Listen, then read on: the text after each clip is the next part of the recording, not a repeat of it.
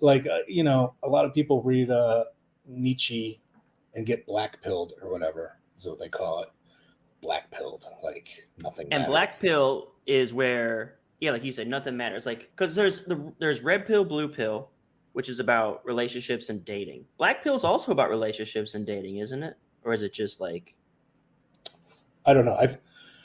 The way I was, the way I first heard about it was just like life in general, like existence, Okay. society. So the way that I understand it is, well, blue pill is you're plugged into the matrix. It's all about the matrix, right? It's like it's an analogy. Like blue pill is you're plugged in the matrix and you're playing by society's rules. This is sort of the concept that I'm sort of talking about right here, is that this indoctrination of what is good or evil, I am starting to begin to personally reject it because I'm seeing way too many bad actors just having just a great time.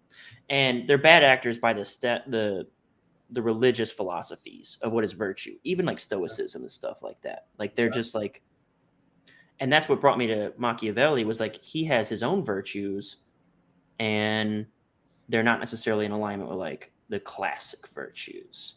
Oh man, so I lost my train of thought. I'll try to Well, bring it so back. I guess so. The philosophical thing, reaction to that would be like there is morality, just by you recognizing that you that maybe you don't have to be moral proves that there is morality. Exit. Okay. So everything that like you're like the everything that you're talking about is an alternative view of living, alternative to morality. And then there's like the debate of where does morality come from? Does it come from God, or is it some sort of evolutionary trait that like made humans propagate, and particular moral codes enabled particular homo sapiens to propagate, and so now we have embedded in us a morality, like a baseline It morality. it allows societies to function. It allows societies to prosper if we're not all killing each other and doing crazy shit, right? Right. Now, was that evolution, or was it made by a higher power? That's a big argument that goes on.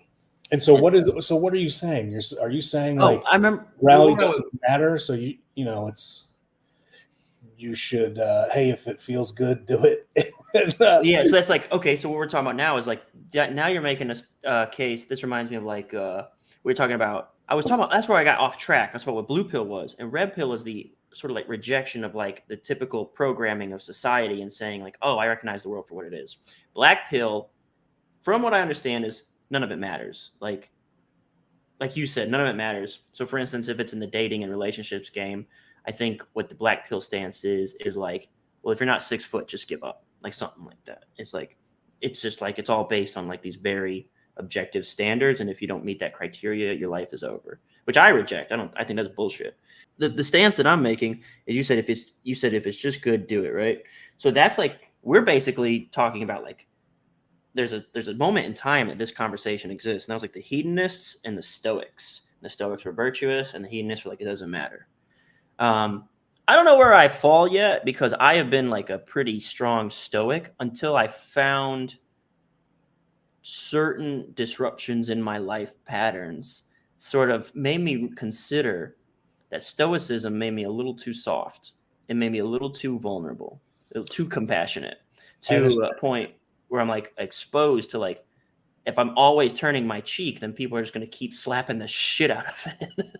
yeah, I understand the dilemma. It was sort of I never fully fell into Stoicism.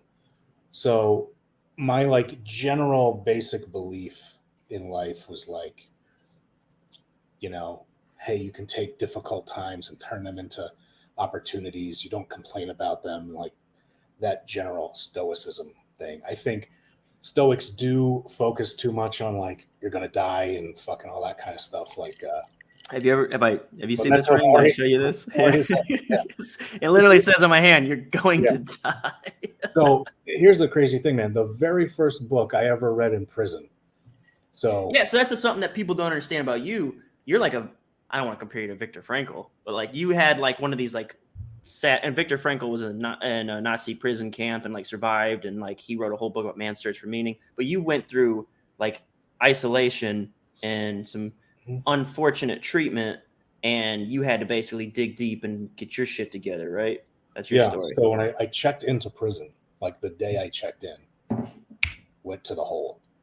It was just an administrative thing. They're like, oh shit, we don't have enough beds for you. There's no room for you in a cell. Our bad. Boom, you go to like you're going to the cells like across from you, like a guy who stabbed a prison guard. Like you're locked in craziness. And I'm just like, I'm just off the street.